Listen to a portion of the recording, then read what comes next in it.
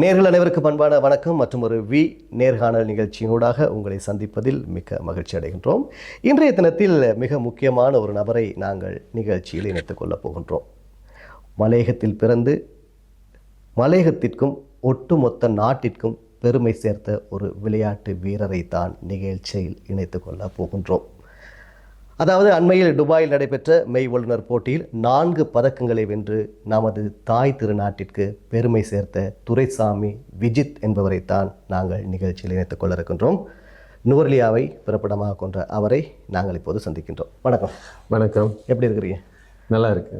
அண்மையில் துபாயில் நடைபெற்ற மெய் வல்லுநர் போட்டி, ஒரே போட்டியில் 4 பதக்கங்களை வென்று சாதனை படைத்திருக்கிறீர்கள். அந்த தருணம் எப்படி இருந்தது? மிகவும் நெகிழ்ச்சியாக இருந்தது. ஒரு சந்தோஷம், அப்படி ஒரு அளவுக்கு கொள்ளாத சந்தோஷம் இருந்தது. தாய்நாட்டிற்கு ஒரு 4 பதக்கம், மலையக மண்ணிற்கு ஒரு 4 பதக்கம், சிறப்பு. அதாவது விளையாட்டுத்துறைக்கு நுழைய வேண்டும் என்ற எண்ணம் உங்களுக்கு எப்படி தோன்றியது? யாரால் அல்லது எந்த சந்தர்ப்பத்தில் உங்களுக்கு அது தோன்றியது? நான் இப்போ ஒரு 30 வருட காலமாக விளையாட்டுத்துறையில் இருக்கிறேன். 31 வருடமாக விளையாட்டுத்துறையில் இருக்கிறேன். நான் விளையாட்டுத்துறைக்கு வரத்துக்கான காரணம் அப்படின்னா, நம்ம ஊரில் அன்னைக்கு கரப்பந்தாட்டம், வாலிபால் மூத்த வீரர்கள் அன்னைக்கு வந்து ஒரு 3 மணி அளவில் ஒன்று சேர்ந்து கரப்பந்தாட்ட விளையாட்ட ஆரம்பிச்சிருப்பாங்க. இன்னைக்கு மாதிரி மைதானத்தை சுற்றி வேலிகள் இல்லை, ஓப்பனாக இருக்கும். அந்த இடத்துல நம்ம போய் நின்று அங்கே ஒரு வீரராக ஆகணும், நமக்கு ஒரு சான்ஸ் கிடைக்குமா அப்படிங்கிற ஒரு எண்ணத்தில் போயிட்டு அது தோல்வி அடைஞ்ச பிறகு தான் நான் எப்படியாச்சும் இந்த இடத்துக்கு நான் போகணும், அந்த விளையாட்டுத்துறையில் அந்த இடத்துக்கு போகணும் அப்படிங்கிற ஒரு எண்ணத்தில் தான் நான் அந்த விளையாட்டுத்துறைக்கு நான் நுழைஞ்சதுக்கான முதல் காரணம் சொல்லலாம்.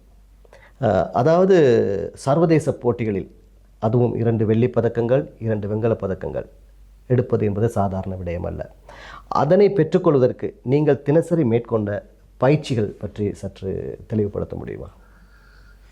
உண்மையில் தினசரி பெரிய அளவில் இல்லை, டெக்னிக்கல் எக்ஸசைஸ் அப்படிங்கிறது நான் ஒன்று தலைநகரத்துக்கு வரணும், இல்லைன்னா நம்ம மத்திய மாகாணம் திகன விளையாட்டு தொகுதிக்கு தான் நான் வந்து பெற்றுக்கொள்ளணும். தினசரி நான் என் உடற்தகுதியை நான் சரி செய்கிறதுக்கு காலையிலையோ இல்லை மாலையிலையோ நான் அன்னைக்கு எனக்கு டைம் இருக்கிற மாதிரி நான் ஷெட்யூல் ஒன்று பண்ணிக்கிறேன். அதுக்கேற்ற மாதிரி நான் இந்த ரெகுலர் எக்ஸசைஸ் செஞ்சுட்டு, அதாவது பயிற்சி என்பது மிக முக்கியம். உடல் ரீதியாக உங்களை நல்ல உடல் தகுதியை வைத்துக் கொண்டால் தான் நீங்கள் அடுத்த போட்டிகளில் பங்கு பெற்றலாம். அதாவது மலையகத்தை பொறுத்தவரையில் விளையாட்டுத்துறையில் பல்வேறு குறைபாடுகள் இருக்கின்றன. சரியான மைதான வசதிகள், சரியான பயிற்றுவிப்பாளர்கள் இல்லாத, இப்படி நிறைய பிரச்சனைகள் இருக்கிறது. இப்படி குறைபாடுகளுக்கு மத்தியில் அந்த குறைபாடுகளை சந்தித்து அந்த சவாலை தாண்டி எப்படி உங்களால் இவ்வளவு தூரம் பயணிக்க முடிந்தது என்பதை பற்றி சொல்ல முடியுமா? காரணம், அதாவது இது இந்த 21வது சர்வதேச போட்டி. ஒவ்வொரு முறையும் தன்னால் முடியும் அப்படிங்கிற ஒரு எண்ணத்தினால தான் நான் இவ்வளோ தூரம் வந்தது. அதாவது நம்பிக்கை முதலாவது. களம் இருக்கோ இல்லையோ, பயிற்சிகளை நான் ஈட்டி எறிதல் போட்டியில் நான் கலந்து கொண்டிருக்கேன். நான் விவசாயம் பண்ணுறேன்.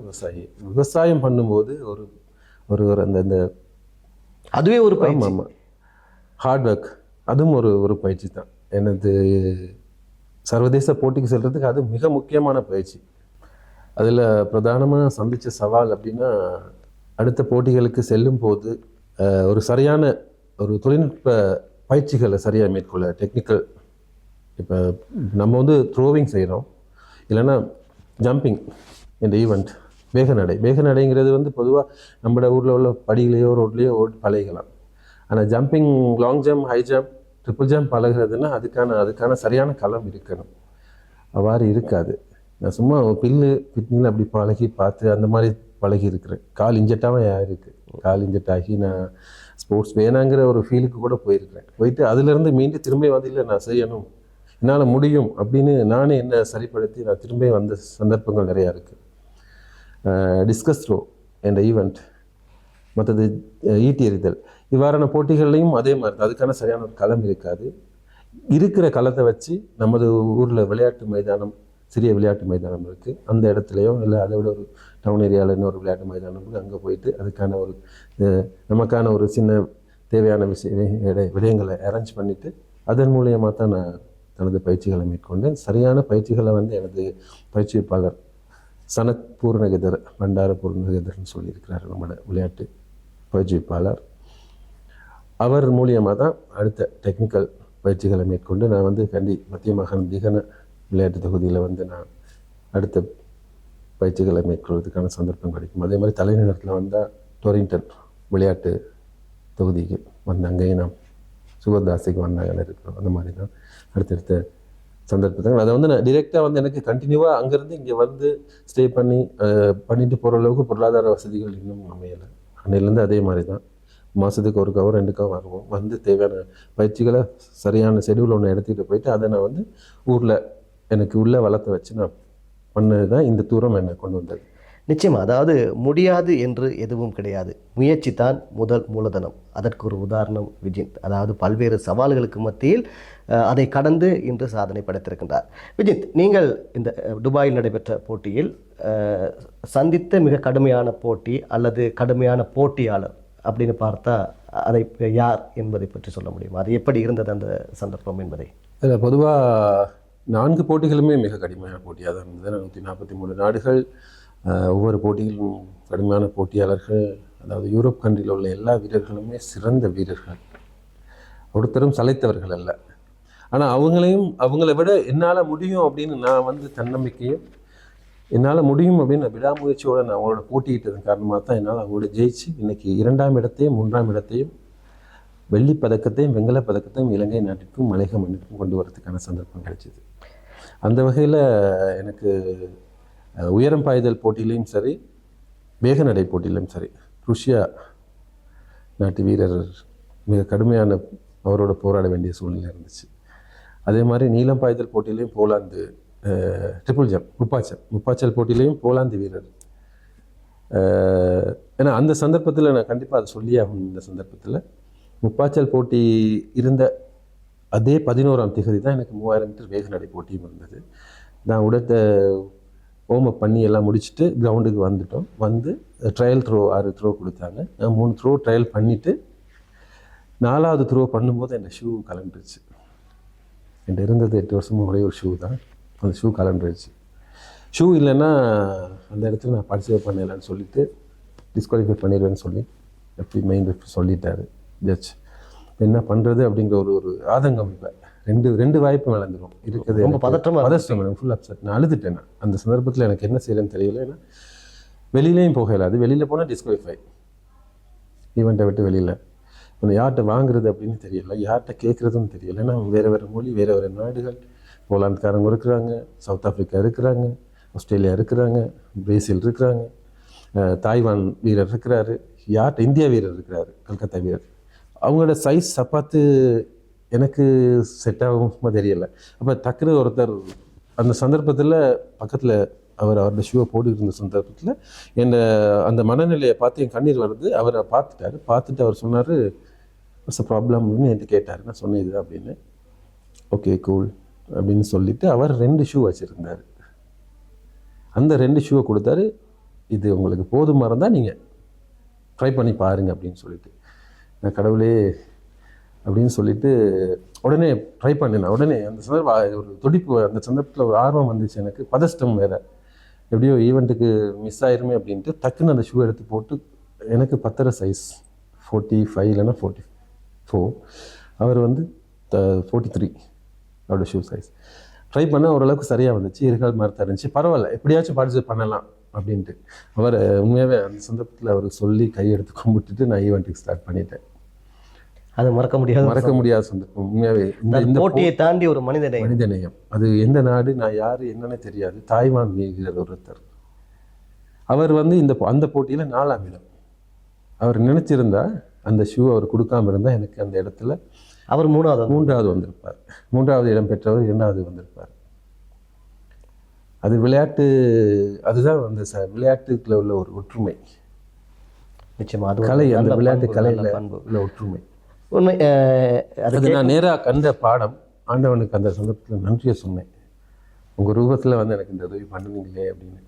கடைசியாக அந்த நடுவர் வந்து என்னை தட்டி கொடுத்து, உங்கள் முயற்சி, நீங்கள் முயற்சி பண்ணீங்க, அதனால தான் வெற்றி அடைஞ்சிங்கன்னு சொல்லும்போது நான் அழுதுட்டேன்.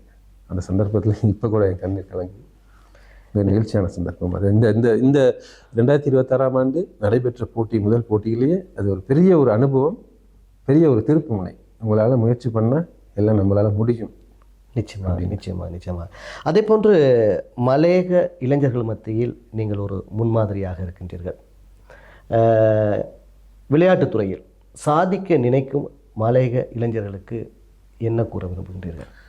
கண்டிப்பாக விளையாட்டுத்துறை மாத்திரமல்ல, எல்லா துறையிலையுமே மலையகம் வீரர்கள் வீராங்கனைகள் எல்லாமே உருவாகலாம். இன்றைக்கி அந்தளவுக்கு இருக்குது. ஆனால் இன்றைக்கி வந்து இந்த போன் முகத்தினால தான் நம்ம இளைஞர் சமூகம் வந்து எதிர்கால சிந்தனை இல்லாமல் மாற்று நோக்கில் போயிட்டுருக்குறாங்க. எல்லா திறமையும் எல்லாத்துட்டே இருக்குது. அவங்களுக்கான சரியான பயிற்சிப்பாளர்களும் சரியான களம் இருந்துச்சுன்னா என்னை விட பல சாதனைகளுக்கு சொந்தக்காரராகுவாங்க. கண்டிப்பாகவே அவங்களுக்கு சொல்லக்கூடிய ஒரே ஒரு அழகான அறிவுரை வேண்டுகோள் என்னென்னா, விளையாட்டு என்பது பொழுதுபோக்கு அல்ல, இது ஒரு கலை. இந்த கலையை நம்மளால் முடியும்னு நினச்சி நீங்கள் உள்வாங்குங்க. அது இல்லாமல் விளையாட்டுங்கிறது அந்த ஒரு விஷயத்தை எடுத்துக்கிட்டால் நம்ம நீரோகியாக சரியான ஒரு சுறுசுறுப்பான ஒரு மனிதராக மாறுவோம். நம்ம வேலைகளை நேரத்துக்கு சரியாக நெறிப்படுத்தி செய்கிறதுக்கான ஒரு சந்தர்ப்பமும் நம்ம மனநிலை மாறுபடும். தேவையற்ற பழக்க வழக்கங்கள் எல்லாம் மாறி நம்மளை ஒரு நேர்பாதையில் கொண்டு செல்லும். அதாவது மலையகத்தில் விளையாட்டுத்துறையில் சாதிக்க நினைக்கும் இளைஞர்களுக்கு எவ்வாறான வசதிகள் அல்லது எவ்வாறான தேவைகள் இன்னும் கிடைக்கணும் அப்படின்னு சொல்லி நீங்கள் நினைக்கிறீங்க? உண்மையாகவே மலையகத்தை பொறுத்தளவில் விளையாட்டு சம்மந்தமான எந்த ஒரு வசதிகளும் இல்லை, இன்னமும் இல்லை. நான் இன்றைக்கி 30 வருடமாக அந்த விளையாட்டுத்துறையில் இருக்கிறேன். பாடசாலை காலத்திலிருந்து இன்று வரை நான் விளையாட்டுத்துறையில் இருந்து போய் கொண்டு தான் இருக்கேன். இது எனக்கு 21வது சர்வதேச போட்டி. கடந்த 2025ஆம் ஆண்டு சிங்கப்பூரில் நடைபெற்ற போட்டிக்கும் ஜூலை மாதம் நடைபெற்ற போட்டியில் போயிட்டு ஒரு தங்கம், ஒரு வெள்ளி, ஒரு வெண்கலம் பதக்கங்களூடாக 3 பதக்கங்களை வென்று இலங்கை நாட்டுக்கு வந்திருந்தேன். அதே மாதிரி 2025ஆம் ஆண்டு நவம்பர் மாதம் 23வது ஆசிய மேவலர் போட்டி வந்து மாஸ்டர் மேவலர் போட்டி இந்தியாவில் நடைபெற்றிருந்தது. போட்டிக்கு நான் தெரிவு செஞ்சு எல்லாம் டிக்கெட் எல்லாம் அரேஞ்ச் பண்ணி அதுக்கு அனுசரணை வழங்கிய சொந்தங்கள் எல்லாம் அரேஞ்ச் பண்ணி எல்லாம் செஞ்சு அந்த கடைசி சந்தர்ப்பத்தில் எனக்கு அந்த விசா பிரச்சனை வந்ததுனால அந்த போட்டிக்கு என்னால் போக முடியல. அதே மாதிரி 2025 நவம்பர் மாதம் 5ஆம் தேதி இன்னொரு ஹாங்காங் போட்டிக்கு போகிறச்சு. நான் மட்டுமல்ல, இலங்கையில் 6 வீரர்கள். அதுலேயும் அதே மாதிரி தான் விசா வராதனால 6 வீரர்களும் போகலை. அதுக்கு பிறகு கொஞ்சம் மன உளைச்சலாகி அப்படி இருந்துட்டேன். என்னடா அப்படி 2 வாய்ப்பு இழந்துருச்சு, 2026ஆம் ஆண்டு பார்க்கலாம் அப்படின்னு. அந்த சந்தர்ப்பத்தில் தான் இந்த போட்டிக்கு நான் சென்றிருந்தேன். பல சவால்களை கடந்து பல விருதுகளை வென்றிருக்கின்றீர்கள். இந்த துறையில் உங்களுடைய அடுத்த இலக்கு என்ன? விளையாட்டுத்துறையில் எமது இளைஞர்கள் இதை வந்து முன்மாதிரியாக நான் நிற்கணும். என்னை பின்பற்றி நமது இளைஞர் சமூகம் இளையோர்கள் வந்து வரணும். என்னை போன்ற பல வீரர்கள் இன்றைக்கி வந்து உருவாகிட்டு இருக்கிறாங்க. அது மிகவும் மகிழ்ச்சியாக இருக்குது. அவங்க வந்து சரியான ஒரு பயிற்சியை மேற்கொண்டு சரியான ஒரு பயிற்சி ஆரம்பத்திலேயே சரியான ஒரு பயிற்சிகளை மேற்கொள்வதன் மூலம் அவங்க வந்து அவங்களோட துறையை வந்து வலுப்படுத்தி கொள்ளலாம், போயிட்டு இருக்கலாம் அடுத்தடுத்த ஸ்டெப். எனக்கு அவ்வாறான வசதிகள் கிடைக்கல. பொருளாதார பின்னடைவுகள், நம்ம பொருளாதாரம், குடும்பம், பின்னணி, வீட்டில் மூத்தவர், அந்த மாதிரி பல பொறுப்புகள்னால எனக்கு அந்த வசதிகள் அதெல்லாம் தாண்டி தான் நான் இந்த இடத்துக்கு வந்து நிற்கிறேன். அதையும் கவர் பண்ணி அப்படி தான் நினைக்கிறேன். இன்றைக்கி வந்து அவங்களா நினைக்கணும், என்னால் முடியும், விளையாட்டுத்துறையில் என்னால் முடியும். கிரிக்கெட் அப்படிங்கிறது ஒரு பொழுதுபோக்கான விளையாட்டு. மெய்வளர் விளையாட்டு அப்படி இல்லை, தேசிய விளையாட்டாம் கரப்பந்து. வாலிபாலில் நீங்கள் ஒரு பங்கு கொள்ளுங்கள். தனித்துறையான விளையாட்டு மெய்வளர் விளையாட்டு. கேம்ஸ் நிறையா இருக்குது. இதில் ஈடுபாடு செலுத்தி வாங்க. நாளைக்கு உங்களையும் இவ்விடத்தில் பார்க்கலாம் அப்படிங்கிறதுல வந்து எவ்வித ஐயமும் இல்லை. அவ்வாறான ஒரு எண்ணம் தான் நமக்கு இருக்குது. அவங்களும் நம்ம வீரர்கள் நம்மளை பார்த்து நாளைக்கு இப்படி ஒரு இடத்துல வந்து சர்வதேச போட்டிக்கு போயிட்டு வின் பண்ணி இங்கே வந்து நானும் மலையத்தான் வின் பண்ணிட்டு வந்திருக்கேன், இலங்கை நாட்டிற்கும் சரி எமது சொந்தங்களுக்கும் நான் ஒரு மெடல் அடிச்சுட்டு வந்திருக்கேன்னு அந்த ஒரு துடிப்பான ஒரு சந்தர்ப்பம் வர வேண்டும். அவ்வாறு இளைஞர்கள் மாற வேண்டும் அப்படிங்கிற ஒரு எதிர்பார்ப்பு தான் இருக்குது எங்களுக்கு. சரி, அதாவது உங்களுடைய வெற்றிக்கு பின்னால் பல பேர் இருந்திருப்பாங்க. அவர்களுக்கு நீங்கள் நன்றி கூறுவதாக இருந்தால் இந்த தருணத்தில் யாருக்கு நன்றி கூறுவீர்கள்? கண்டிப்பாக நான் ஆரம்பத்திலே சொன்னேன், நான் 21 போட்டிக்கு போயிருக்கிறேன். ஆரம்பத்திலேருந்து இது வரைக்குமே எனக்கு உதவி பண்ண அனைத்து நல்லுள்ளவங்களுக்குமே நன்றி. கடந்த 2025ஆம் ஆண்டு நடைபெற்ற போட்டி 2 போட்டிகளுக்கு என்னால் கலந்து கொள்ள முடியவில்லை. 23வது ஆசிய மேவலர் போட்டி, மற்றது ஓப்பன் மாஸ்டர் சாம்பியன்ஷிப் ஹாங்காங் போட்டிக்கு. போட்டிக்கும் ஃபார்மா அசோசியேஷன் நடராஜா ஐயா மற்றும் தொழிலதிபர் பாலா ஐயா, மற்றும் ரஞ்சிதாஸ் உரிமையாளர் ரஞ்சனாஸ் கோயில் இவர்கள் அனுசரணை வழங்கியிருந்தார்கள். இருந்தபோதும் எல்லா ஏற்பாடுகளும் செய்து போக முடியவில்லை. அது அந்த நிலைமை அவங்களுக்கு புரிஞ்சது. அதற்கு பிறகு மிகப்பெரிய ஒரு பாதிப்பு உள்வாங்கியிருந்தேன். வித்வா புயல் மழை நவம்பர் மாதம் 27ஆம் தேதி ஏற்பட்ட அந்த பாரிய ஒரு இதில் வந்து நம்ம வீடும் வெள்ளப்பெருக்கில் பாதிக்கப்பட்டு 26 நாள் வந்து நம்ம இருந்தோம் முகாமில். பூண்டலையாசியின் பழைய தோட்டத்தில் கோயில் முகாமில் தான் இருந்தோம். சுமார் 25 குடும்பங்களை சார்ந்த நம்ம ஏரியாவில் உள்ள 25 குடும்பங்களை சார்ந்த உள்ள அனைவரும் அந்த 26 நாள் இருந்தோம். இந்த சவாலெல்லாம் கடந்து வந்து தான் இந்த போட்டியில் நீங்கள்? ஆமாம், கண்டிப்பாக. நான் இந்த சந்தர்ப்பத்தில் அதை கூறுறதுக்கான காரணம், நான் எங்கே இருந்து அந்த அந்த அந்த அதெல்லாம் தாண்டி தான் வந்தேன். அதுக்கு பிறகும் நான் என்ன செய்கிறேன்னு தெரியலை. நான் இன்னைக்கு வேண்டிய வீடுகள்லாம் வெடித்து அந்த இடத்துக்கு எப்படி போகிறது, நான் கூலிக்கு போகிறதா, என்ன பண்ணுறது அப்படிங்கிற ஒரு பல கேள்விகள் என் மனசுக்குள்ளே இருந்தது. ஏன்னா நான் தான் இருக்கிறேன், அப்பா இறந்துட்டார், அம்மா இருக்கிறாங்க, வயசான அம்மா, அப்பாவோட தங்கச்சி அத்தை அவங்களும் வயசானவங்க 2 பேர் இருக்கிறாங்க, நான் தான் பார்க்கணும். இப்படிங்கிற ஒரு சூழ்நிலையில் இவங்களை எங்கே கொண்டு போகிறது, திடீர்னு எதாவது அவசரம்னா என்ன பண்ணுறது அப்படிங்கிற ஒரு தடுமாற்றம் வந்துருச்சு. இப்போ விளையாட்டா இல்லை இது அப்படின்னு பார்க்கும்போது இது வந்து உயிர் மூச்சு. 31 வருஷமாக அதை எடுத்துகிட்டு வந்துட்டோம். இது டக்குனு வீச இல்லாது, விட இல்லாது. இங்கிட்டு தூணாக இருந்து என்னை உருவாக்கின தாய் தப்பன் குடும்பம் ரெண்டையுமே விட இல்லாது, ரெண்டையுமே கொண்டு போகணும் அப்படின்னு சொல்லிட்டு பேலன்ஸ் பண்ணி இப்போட்டியில் நான் வந்து தகுதி பெற்று ஓகே நான் செலெக்ஷன் ஆகிட்டேன். ஆனால் யார்கிட்ட கேட்குறது ஸ்பான்சர்? இந்த சூழ்நிலையில் யார்கிட்ட கேட்பாங்க? எல்லாம் அடிபட்டு இந்த இலங்கை நாடு திருப்பி போட்டு எல்லாமே நிறைய பாதிப்புகள் அப்படியெல்லாம் நடந்துருச்சு. என்ன பண்ணுறேன்னு கடைசி ஒரு 7 நாளில் தான் எனக்கு ஒரு அனுசரணை தாரன் ஃபுல்லாக ஒருத்தர். அது மறக்க முடியாத ஒரு சந்தர்ப்பம். உண்மையாகவே உன்னால் முடியும், நீ போ, இவ்வளோ சவால்களையும் கடந்து நீ வெற்றி பெறுவாய் அப்படின்னு சொல்லி தட்டி கொடுத்து என்னை உருவாக்கின அந்த துளிர் நிறுவனத்தின்